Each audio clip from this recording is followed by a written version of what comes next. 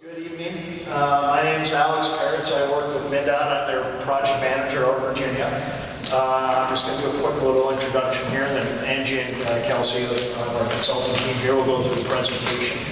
But anyway, welcome. We're here to discuss the 1171 corridor through International Falls. And really what we're here tonight for is to kind of kick off our study that we're doing through 1171. And what this is going to do is help give us a blueprint for a future project or projects that will be happening in the future.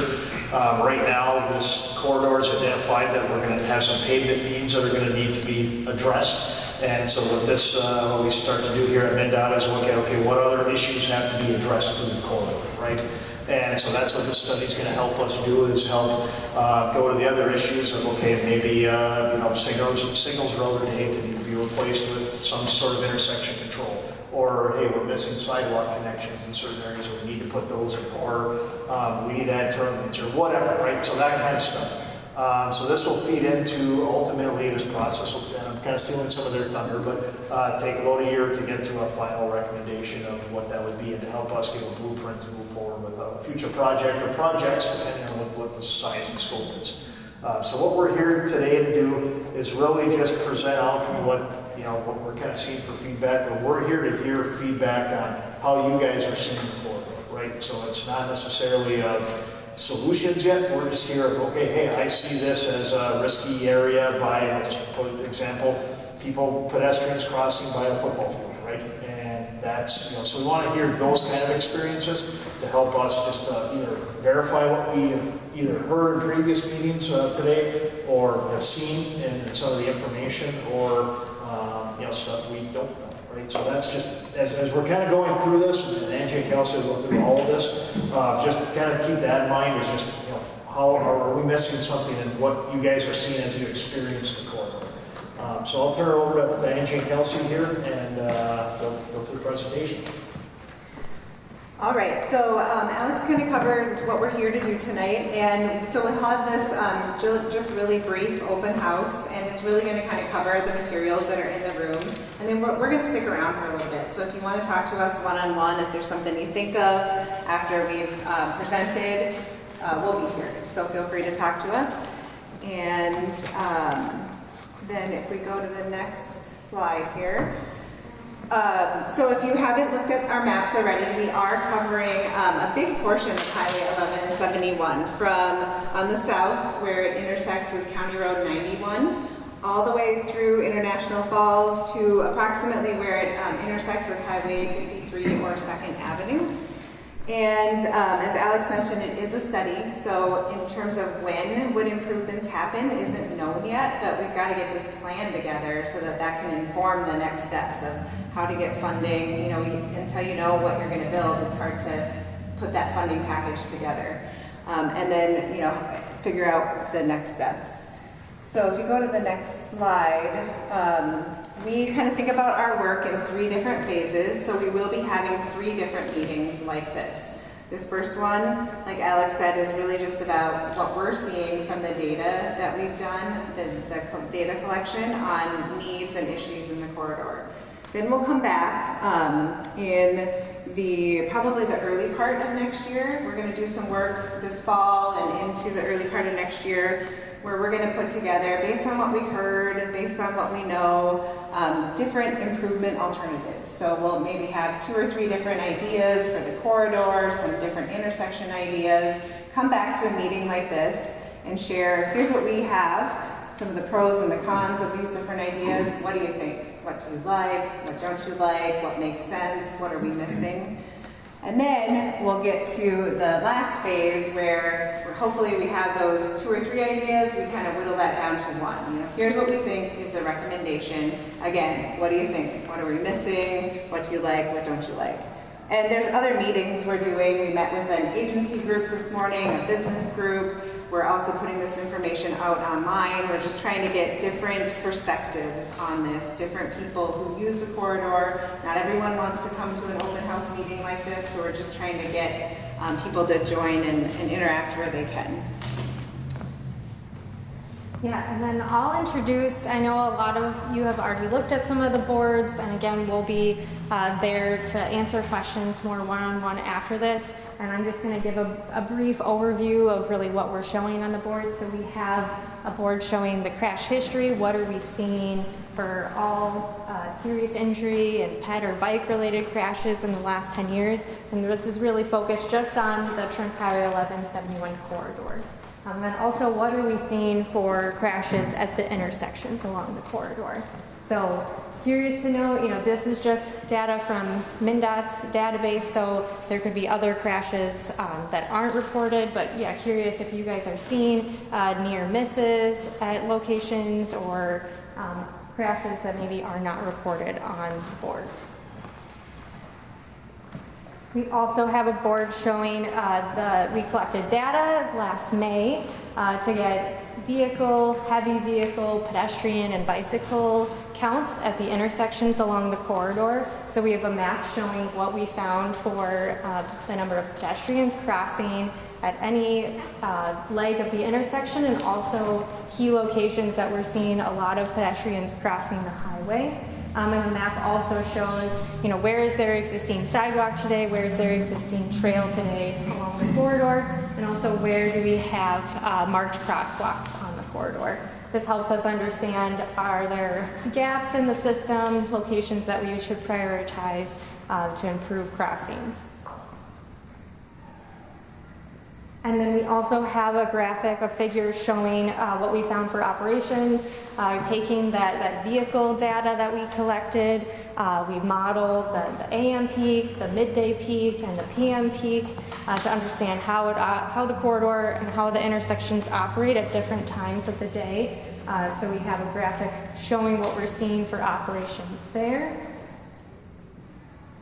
And then we also have a graphic showing the different freight considerations along the corridor. How much heavy vehicle traffic are we seeing along the corridor? What are the major, destinations for traffic, freight traffic specifically, and what are the main routes that they're taking in the project area? We also have a graphic showing vehicle speed data. What are we seeing? There's different speed limits along various portions of the corridor. There's also different roadway sections that can make it more comfortable for maybe drivers to drive fast or to drive slower. We have information showing what we found for vehicle speed along the corridor. And then we also have a graphic showing we took into account the corridor changes from a 2-lane roadway, 1 lane each direction, with a shoulder on the south end and in the downtown area. But we also see a portion that's 3-lane, 1 lane each direction with a center turn lane. We also see a portion that's 4 lanes, so 2 lane each direction, undivided. And we even see there's a portion of the corridor that's 4 lanes, so 2 lane each direction with turn lanes. So lots of different sections as you drive the corridor. And the intent of looking at that is really to know, based on the volumes that we're seeing, this just kind of highlights how much capacity each roadway type has. And really we're finding, especially looking at the operations, we're seeing vehicles are able to easily get through. We're not really seeing much for delay, and we're seeing that there's a lot of extra capacity along the corridor. This is just a part of our initial look at what help us understand what could be considered for alternatives. We also have identified on here there's a few intersections that come in to the intersection with the highway at an angle, so we call that a skewed intersection. Have those flagged as just some concerns maybe with being able to easily see in each direction with that angle that it comes in at. And then we also, there's 5 signalized intersections on the corridor today. We did a warrant analysis. There's 9 different warrants that are considered in order to justify a traffic signal. And really we took that new data, the new volume data that we collected, and compared that to the warrants to see, where are the signals justified that are out there today, and where are we seeing just not enough traffic that would justify the traffic signal. So we just have that to help us understand what should be considered for alternative traffic control when we get into that next stage of our analysis. And then we have, as many of you saw, a layout here showing the whole project area on an aerial view. So please add sticky notes and comments on improvements or issues that you see with the current corridor. And then I have 2 slides just introducing, so MnDOT is one of many agencies nationwide that has adopted the safe system approach, and really just highlighting that traditionally when it comes to safety, we've typically relied on crash history, but there's a shift to look instead at transportation risks, and instead kind of be proactive, making better, safer facilities for all users, instead of just kind of reacting to where there's crash problems. And on this slide here, it just kind of shows what's on this graphic here. So there's different safe approach principles that this follows, noting that, of course, any death is considered unacceptable, realizing that humans make mistakes and we need to design the roads to try to mitigate as best as possible mistakes. Humans are vulnerable. The responsibility is really shared among everyone, drivers, people designing the roads, etc. Being proactive about safety instead of just reacting to where we're seeing problems, and making sure that in order to have a safe system that we have redundancies in place so that if one aspect fails, it doesn't result in a crash, have other factors to help make sure that we can avoid crashes or fatalities, serious injuries when possible. And then it also shows just the different elements that factor into a safe system approach, being the roadway users, vehicles, safe speeds on roadways, how we design the roadways to be safer, and then also designing them to make sure that post-crash care is possible and efficient. All right, so how do you provide your input? We've talked about, we're going to be here, so you can talk one-on-one with us, you can leave comments on the map, there's comment forms if you'd rather write something out or take that with you.